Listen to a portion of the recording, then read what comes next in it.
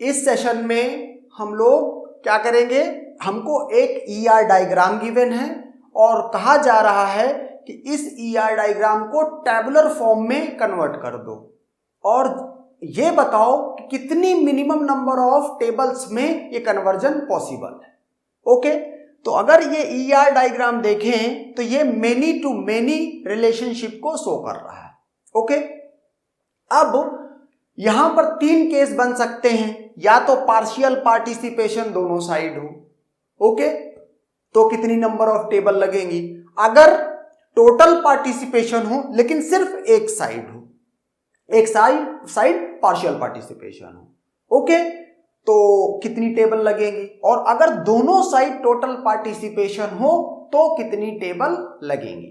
Okay, तो जैसा कि मैंने आपको 1 to 1 में, 1 to many में या many to 1 में सारा कन्वर्जन एंटिटीज को कंसीडर करके, एक एंटिटी सेट लिया उसमें एंटिटीज हैं, दूसरा एंटिटी सेट लिया उसमें एंटिटीज हैं, and based on the constraint of the ER diagram हमने क्या किया, उसको टैबुलर फॉर्म में कन्वर्ट किया और उसके बाद रिड्यूस करने की कोशिश की। ओके, आप उस तरीके से इसको अप्रोच करो हैं, and the answer is if the partial participation at both side, इस टेबल में मेनी टू मेनी रिलेशनशिप है, दोनों साइड पार्शियल पार्टिसिपेशन है, तो कम से कम 3 टेबल लगनी ही लगनी है, एक E1 की, एक E2 की और एक रिलेशनशिप सेट की।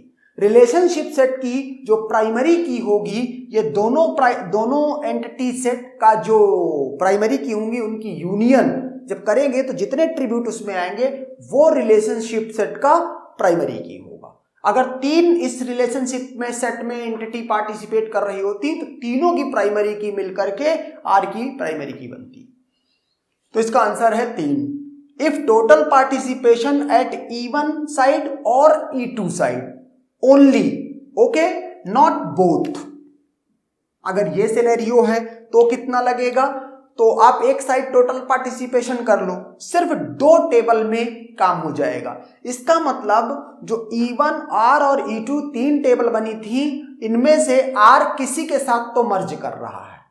ओके, आपको ये सिनेरियो देखना है कि कौन सी वो साइड है जिधर वो मर्ज कर रहा है।